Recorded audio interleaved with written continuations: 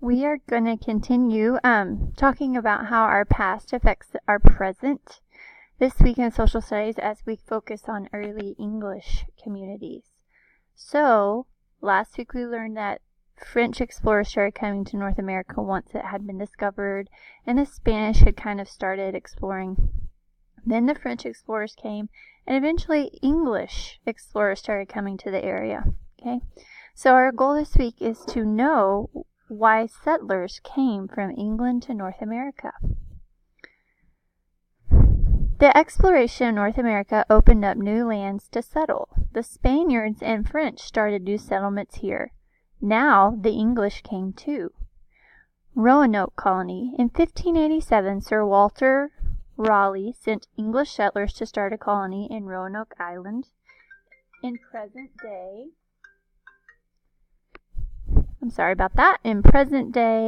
North Carolina. Raleigh put John White in charge of the settlers. When Roanoke Island needed supplies, White sailed back to England, and he did not come back until a colony until 1590. When John White returned to the island, all 113 men and women and children that he had left there were gone. White found only the word Croatian carved on a tree. Some people think White had told the settlers to carve this word if they moved while he was gone. The lost colony is still a mystery. Some scientists believe there was a drought or not enough water at that time. Some historians think the settlers may have gone to live with the American Indians, or that settlers may have died from disease or hunger. Jamestown. Around May 14, 1607, 105 English settlers arrived at what's now Virginia. Captain Christopher Newport brought them there on 3 ships, the Godspeed, the Discovery, and the Susan Constant. The settlers named their new colony Jamestown, and they named the nearby river after King James I. Long before the English came, American Indians built villages and planted crops in Virginia. Soon after the English settlers arrived, the settlers ran out of food. While Captain John Smith, a colony leader, searched for more food, American Indians captured him and his group. They brought the group to their chief, Powhatan. One legend says Smith's life was saved by Powhatan's daughter, Pocahontas. By the time Smith returned to Jamestown, only about 38 settlers were still alive. The rest had died of hunger and disease. England's colonies. Everyone vanished at Roanoke Colony. Many died at Jamestown. Yet the English settlers did not give up. In fact, they would go on to settle 13 colonies. By the 1660s, some settlers had moved south from Virginia. A colony was set up in present-day North and South Carolina. People called it Carolina. The colonists who settled in the southern colonies brought African slaves with them. The enslaved Africans farmed the land. In 1733, James Oglethorpe founded the Georgia colony. Oglethorpe set up this colony to help people who were in prison for not paying a debt. A debt is money that is owed to another person. People owing debts settled in Georgia. Oglethorpe wanted to give these people a chance to start a new life in this colony. Mary Musgrave also played a key role in the founding of Georgia. Musgrave, a Creek American Indian, served as an interpreter for Oglethorpe. As an interpreter, she helped the English and American Indians speak with each other because she was able to speak both languages. She helped the American Indians and English get along and keep the peace. Settling the middle colonies. New York, New Jersey, Pennsylvania, and Delaware are the middle colonies. Can you guess how they got this name? If we look over here at our map, we see that they're right here in the middle. There's colonies to the north, there are colonies to the south. But Pennsylvania, New York, and New Jersey, and Delaware right here are all in the middle. They are right between the southern colonies and the colonies to the north. In 1664, Holland lost the land that would later become 3 of the middle colonies in a war against the English.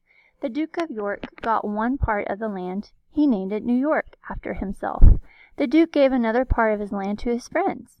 These parts eventually became the colonies of New Jersey, Delaware, Pennsylvania. Pennsylvania, however, was started a very different way.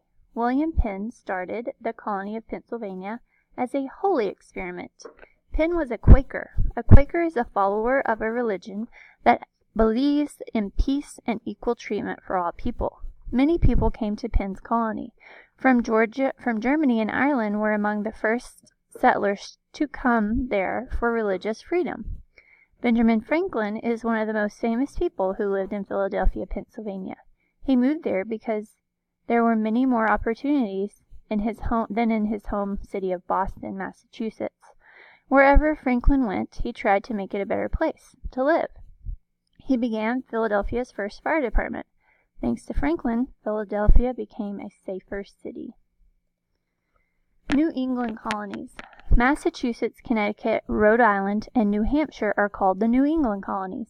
In 1620, William Bradford led a group of pilgrims aboard a ship called the Mayflower. A pilgrim is a person who travels for religious reasons. 66 days later, they landed in Provincetown Harbor in present-day Massachusetts. They came to the colonies because to be free to follow their religion. First, the Pilgrims formed a community in Plymouth, Massachusetts. Then they wrote a plan of government called the Mayflower Compact. It said that the colonists themselves would make laws for the good of the community. Everyone agreed to obey these laws. This was the first time European colonists in America had made laws for themselves. Bradford became the leader. He was a good leader. The Pilgrims and American Indians began trading food and other items. Squanto, an American Indian who spoke English, served as an interpreter. In 1621, the Pilgrims and the American Indians sat down to share a harvest feast. Today we mark this as the first Thanksgiving. A woman named Anne Hutchison did not follow the Pilgrims' beliefs. She began spreading her own beliefs. As a result, in 1634, she was forced to leave Massachusetts, and she later founded Portsmouth, Rhode Island. So guys, we're going to take a few minutes and go back into our text and try to find supporting details for this main idea from the reading today. As we read, and learned about early English settlers, we saw many different examples that life was difficult for early English colonies. Okay, so this was kind of one of the main ideas or most important ideas we could get from reading our text today. We should be able to find supporting details, though, throughout our reading that kind of back up or support this main idea. So, we're going to go back through this together, and you guys will have a page to fill out on your own. We're looking for details that support the main idea. Life was difficult for early colonists. So if we look back here, we see that the Roanoke colony, people literally just disappeared. And some scientists speculate, or historians think, the settlers may have gone to live with the American Indians, or that the settlers may have died from disease and hunger. So this would definitely be a supporting detail for our main idea. Life was difficult for early colonists.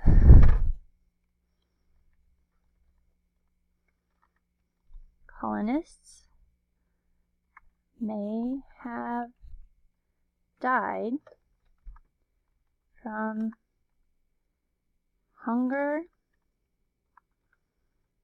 and disease.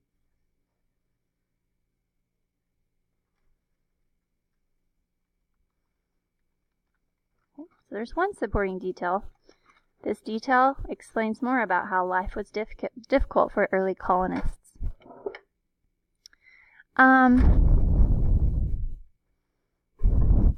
Jamestown, when we read about Jamestown's colonies, again, when Smith returned, we learned here that they had run out of food.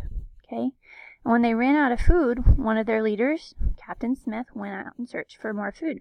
When Smith returned to the colony, there was only about 38 settlers still alive because the rest had died of hunger and disease. So again, another supporting detail that life for the early colonists was difficult.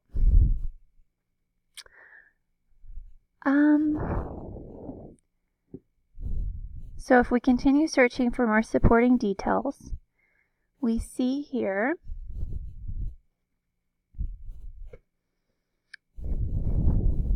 that, let's go back to this first page. It said here that they ran out of food, and over here, the Roanoke colony, it says that perhaps they had a drought. I'll have to figure out where that was.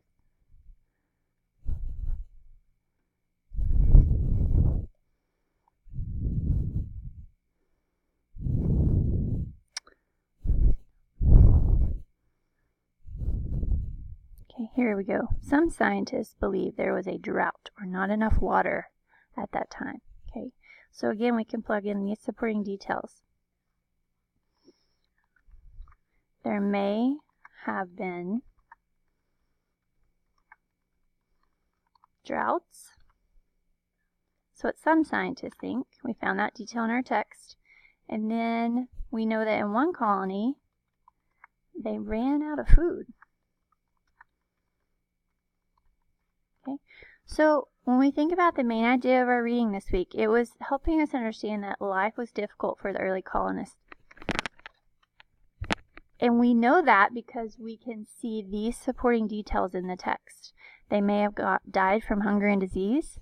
There may have been droughts in the areas where they settled. Okay, if you don't have rain, you can't grow food.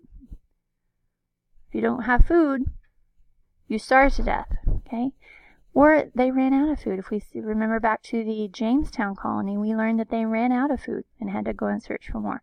So these are three supporting details that tell us life was difficult for the early colonists. On the back of the page, which colony did James Oglethorpe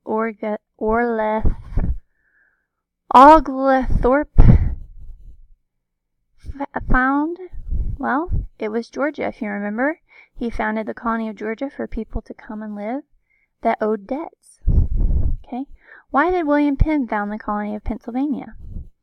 He founded that colony to create a colony for people of the Quaker religion. Okay, the Quakers had a special religious belief, and he founded that colony for them to live where they could have religious freedom.